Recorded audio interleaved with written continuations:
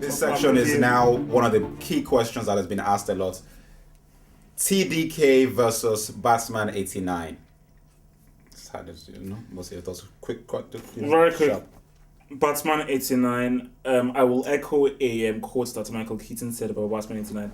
Despite its imperfections and its shortcomings here and there, I will always defend Batman 89. Always, as a complete product, I will always defend Batman 89. And I cannot say that Dark Knight is better than Batman, because Batman 89 is such a unique product within itself, and it went so far, and nothing has.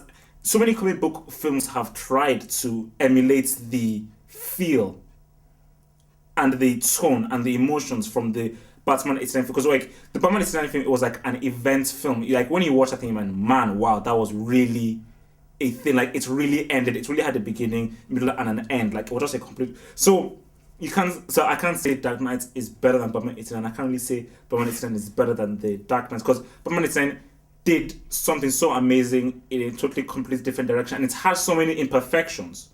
It is not the greatest film in the world. No way. Like Dark Knight is a better film technically than Batman 89, but I can't just then say Dark Knight is better than Batman 89. I can't add anything. I think I agree completely with what Half said, basically. In my opinion, Dark Knight is better than that Batman 89. And that's obviously my take, which is different from theirs. I do appreciate the qualities of the 89 Tim Burton's 89, and there are elements of Tim Burton's 89 Batman that I believe were far better than Christopher Nolan's, namely the characterization of Batman, not Bruce Wayne, characterization of actually Batman, and the way that the feeling that you felt when Batman was on his way to be involved in something, when Batman arrived on the scene, there was far more. It wasn't fully successful, which is what I hoped would happen with these new movies, but it was more of a feeling of like Batman is here, he's now around, he's in that ominous feeling. There was more of that, more of like the feeling of basically Tim Burton is an artist first, so he thinks more visually to begin with anyway, and more to the the context of like imagery, lighting, and that sort of thing anyway to begin with. So Nolan doesn't do that at all. He just made a very good film. But for me, based on my own taste, is that you know what? If I have to choose between the two, I'll always choose Nolan's version over that. Ideally, you combine both things together, and then you get the ultimate Batman film. But if I have to make a decision, definitely. In fact, I actually liked Batman Begins more than Batman 89 anyway. So this is an obvious thing for me. Now, to be honest, Dark Knight is the best Batman film that has ever been made, by a stretch. Like I've learned. But yeah, based on what you're saying, during the Dark Knight I learned, because about a couple of months ago I had a conversation with the Mech where I said that, you know what, at the end of the day, if I'm going to pick anything, I'm happier that at least Batman has been given credibility with Chris Nolan and that. But I learned in this movie, because I said I'm watching a movie that I don't really give a monk about part 3, and now that's me being honest. So I've learned that I'll pick 89.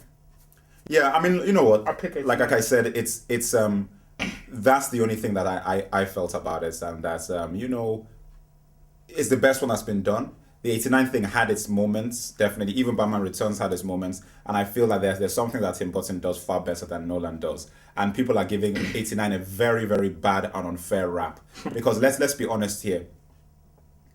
89 is a more visionary and revolutionary movie than Dark Knight could ever hope to be.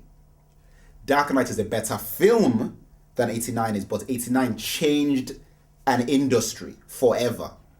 This film has just shown you that, you know what, you can actually make a superhero movie, a proper movie. There is nothing in this. I think people might be jumping at their gun a bit, because there is nothing in the Dark Knight that I've not seen before. I think definitely. There's nothing in the Dark Knight that I haven't seen before. And the Dark Knight is not revolutionary like Matrix 1. Now that's a revolution. Matrix 1 to me is a much better film altogether. When you wrap everything together, Matrix 1 is a revolution. It's like, I'd never seen anything as insane as Matrix 1 when I watched that. But for a superhero movie, I mean, Dark Knight. I mean, that is probably one of the greatest things that has ever been made in this genre ever.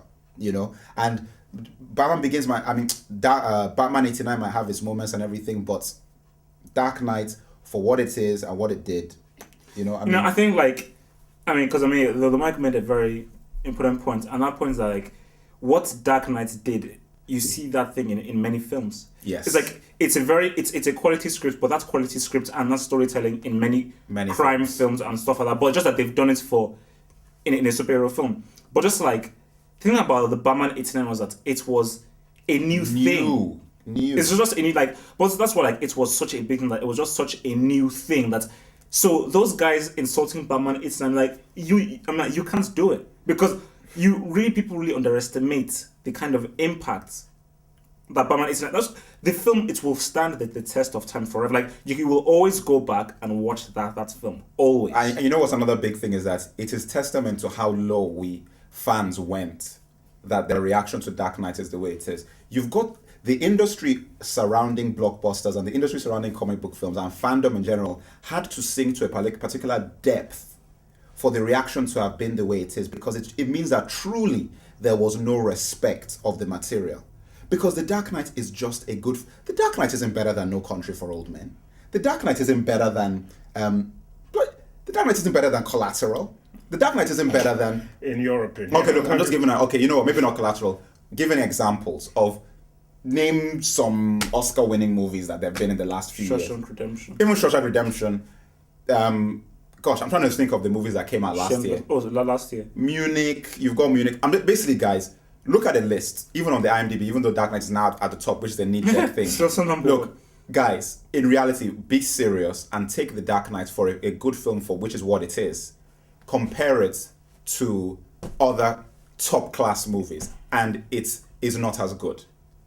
But the fact that you can compare it is what makes it such an incredible film, because it's in a genre that you would never have even thought of comparing it with. Fellowship of the Ring. Are you going to say that this is better than Fellowship? No, it's not better than Fellowship. It's not better than Prestige. It's not better than Prestige, which was a Nolan movie. That's what I believe. Prestige is the best Nolan film that has been made of his films. I personally prefer Memento because of me. But when you take everything into account, Prestige is his best movie. But it's not a comic book film. And that's the key.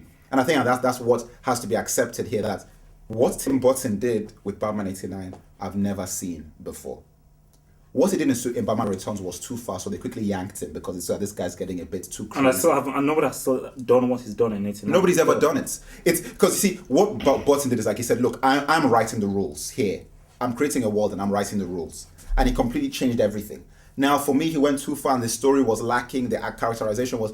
But for that, you have to give him props for what he did. So really, let's not jump on the bandwagon and lambast him too much. Anyway, look, 89... Can't call it TDK. Yes.